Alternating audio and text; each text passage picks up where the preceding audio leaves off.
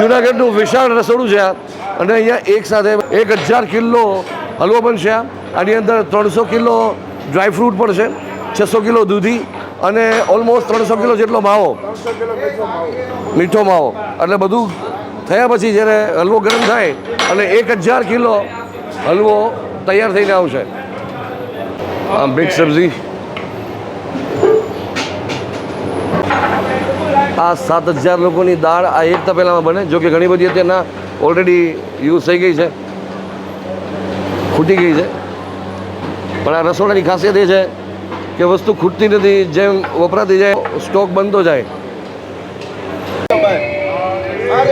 ખાસ તો આ ચૂલાની તમે ખાસિયત જો પાછળ લાકડાઓ જે છે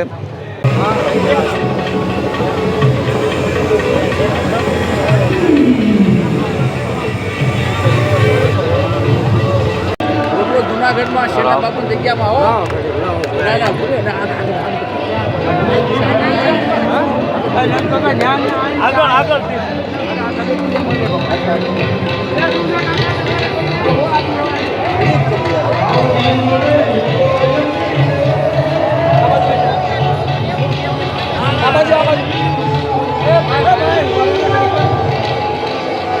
મોટભાઈ અહીંથી ભાઈ જાઓ, વાંધો નહીં તો. હા, કાંઈ વાંધો નહીં.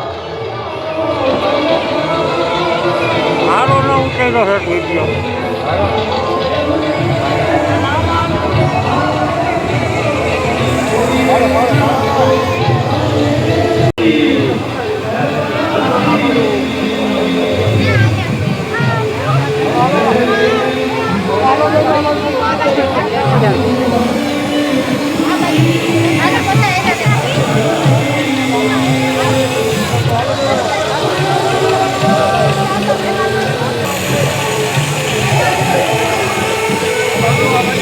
એક સાથે 5 લોકો ભજીયા ઉતારી રહ્યા છે.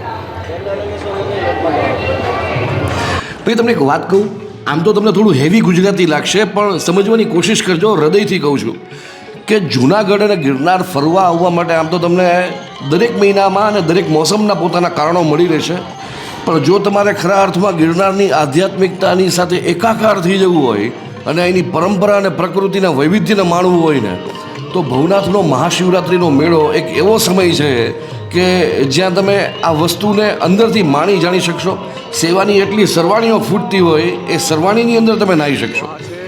ગલીએ ગલીએ એટલા અન્ન ક્ષેત્રો છે અને દરેકની પોતાની ખાસિયત છે. પણ અહીંયા એક એવું અન્ન ક્ષેત્ર છે કે જેને જૂનાગઢના સૌથી મોટા રસોડા તરીકે ઓળખવામાં આવે છે, જ્યાં ખાલી લીલી પરિક્રમા અને ભવનાથના મેળા સમયે જ નહીં, પણ 365 દિવસ ભજન, ભોજન અને ભક્તિનો જોરદાર સમન્વય તમને જોવા મળશે. આવનારા દરેક વ્યક્તિને અહીંયા દરરોજ જમાડવામાં આવે છે. આડા દિવસે પણ અહીંયા 1500થી 2000 માણસો તો સામાન્ય રીતે જમતા હોય છે, જ્યારે પરિક્રમા અને ભવનાથના મેળા દરમિયાન એ આંકડો પર ડે 45થી 50,000 લોકો સુધી પહોંચે છે. એટલે વિચાર કરો એ આખા તહેવાર દરમિયાન અહીંયા કેટલા લાખ લોકો જમતા હશે. અને આ જગ્યા છે પૂજ્ય શ્રી શેરનાથ બાપુનો આશ્રમ, એટલે કે ગોરક્ષનાથ આશ્રમ. આપણે બાપુના દર્શન કરીએ ને પછી સીધા અહીંથી એ મહારસોડાની મુલાકાત લઈએ કે જ્યાં અત્યારે પણ હજારો લોકો જમી રહ્યા છે.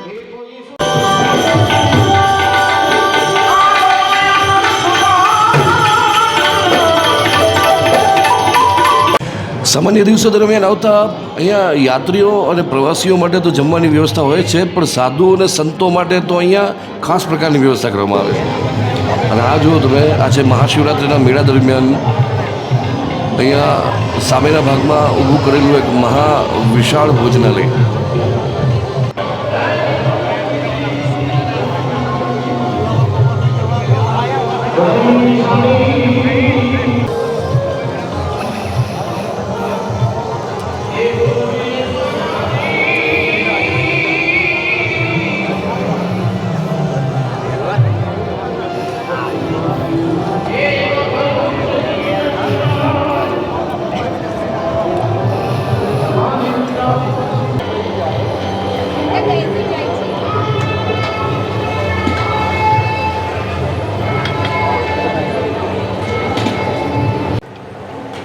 જૂનાગઢનું સૌથી વિશાળ રસોડું જે છે એ આ છે, ગોરખનાથ આશ્રમનું રસોડું. જો કે અત્યારે કામ ચલાવ રીતે અહીંયા સામેના ભાગમાં રાખ્યું છે. બાકી આશ્રમના પરિસરની અંદર જ આશ્રમના કિચનમાં જ આ બધી રસોઈ બનતી હોય છે. રોટલીનો બાંધેલો લોટ અહીંયા ઉપરના ખાનામાં નાખવામાં આવે અને ત્યારબાદ એના ઓટોમેટિક પેડા બની જાય અને એ પેડા બન્યા પછી કાચા લોટની અંદર એ કોરા લોટની અંદર એ લપેટાઈ જાય અને પછી રોટલી અહીંથી સીધી વણાઈ શેકાઈ અને પછી નીચે ઉતરી જાય. કલાકમાં કેટલી રોટલી ઉતારે? 1000. આ મશીન કલાકમાં 1000 રોટલીઓ જે છે એ ઉતારે છે. પછી સ્પીડ વધારી તો વધી શકે. 1000 રોટલી અહીંયા, 1000 રોટલી ત્યાં, એટલે અહીંની કેપેસિટી ટોટલ 2000 રોટલીની 1 કલાકમાં. આ લોટ બધો દળાઈને અહીંયા તૈયાર છે.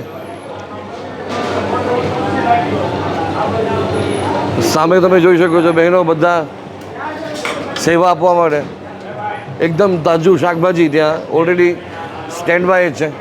અહીંયા દૂધીનું શાક,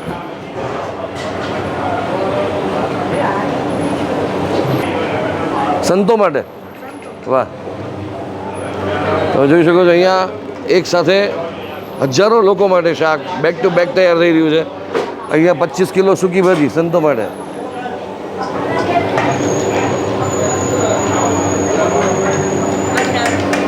આ શું બની રહ્યું છે? દૂધીનો હલવો. વાહ, કેટલા કિલો દૂધીનો હલવો હશે? 1000 કિલો.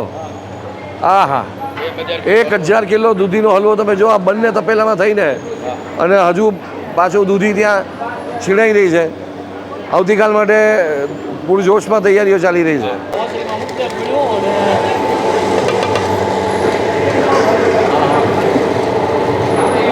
મિક્સ સબ્જી.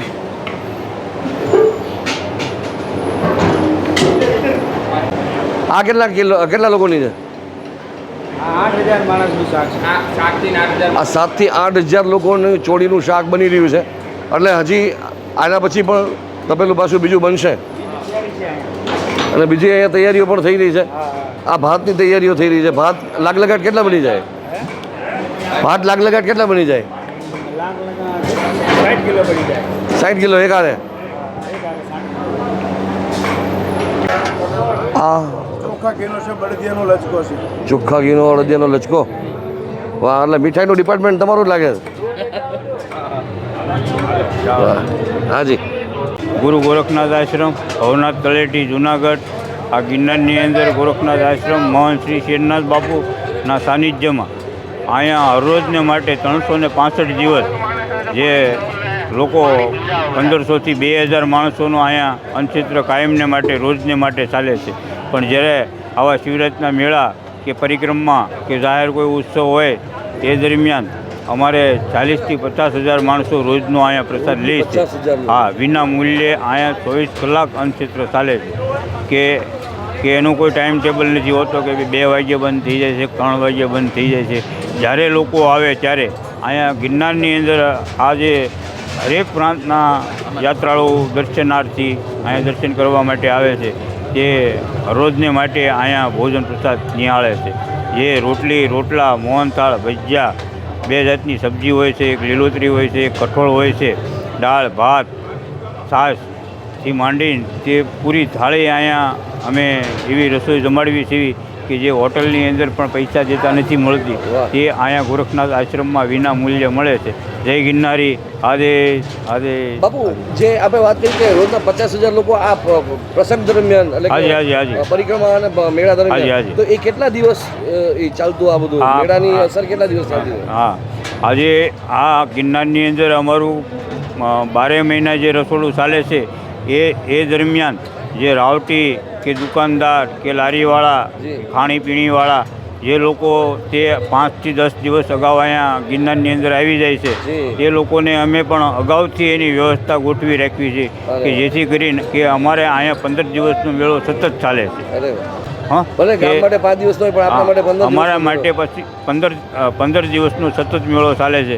કે મેળાની અગાઉના દિવસોમાં લોકો તૈયારી માટે જ્યારે અહીંયા આવે છે તો એ લોકો ભોજન પ્રસાદ અહીંયા ગોરખનાથ આશ્રમની અંદર જ લે છે અને મેળો પૂર્ણ થયા બાદ જ્યારે એ લોકોને બધો સામાન શેકેલવાનો હોય છે ત્યારે 5 થી 7 દિવસ જે પાનના ગલ્લાથી માંડીને ખાણીપીણીની લારીવાળા કે રાવટીવાળા કે બીજા કોઈ ધંધાર્થી કે પ્રશાસનથી માંડીને નગરપાલિકાથી માંડીને કે હરેક કર્મચારીને અમે અહીંયા ભાવથી ભોજન લેવાડીએ છીએ. અને અહીંયા આવનારા મોટા ભાગ બધા સેવકો હા જે અહીંયા દિલથી બધા જે માણસો સેવા કરવા ઈચ્છતા હોય છે એ લોકો સેવા કરવા માટે અહીંયા 5 થી 7 દિવસનો એની પાસે જેટલી અનુકૂળતા હોય છે એટલા દિવસનો અમને અહીંયા ટાઈમ આશ્રમની અંદર ફાળવે. આપનું નામ જણાવી દેશો. હા, મારું નામ મહેન્દ્રનાથજી ગુરુ શ્રી શેરનાથજી બાપુ, ગોરખનાથ આશ્રમ, ભવનાથ તળેટી, જુનાગઢ. આદેશ આદેશ. જય ગિરનારી, જય ગિરનારી.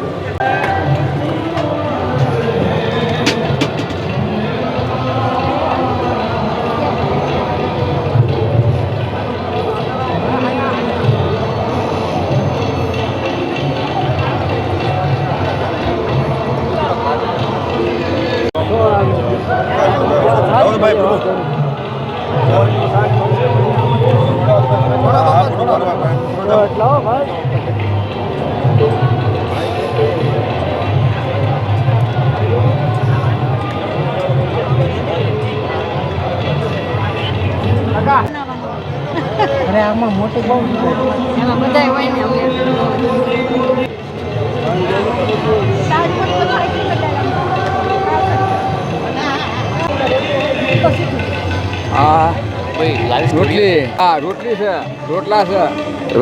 રોટલા છે. આપો દાદા, સેવા કરો છો.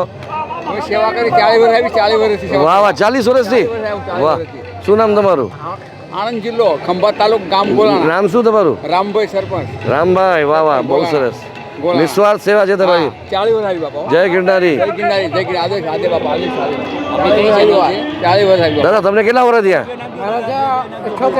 78 વર્ષ. અને આ કેટલા વર્ષથી સેવા આપો છો? 3 વર્ષ વાહ વાહ, હા, બોલો બાપા. આપો. એ અમારા આણંદ જિલ્લો. તમે જો અહીંયા જુવાનથી લઈને 78 વર્ષના દાદા બધા એટલા પ્રેમથી સેવા આપે છે. અને જુનાગઢ જિલ્લો. જુનાગઢ જિલ્લો. અમારા આણંદ જિલ્લો. તો આ છે જૂનાગઢનું એ મહાઅન્ન ક્ષેત્ર કે જે આવેલું છે ગુરુશ્રી ગોરખનાથજીના આશ્રમમાં.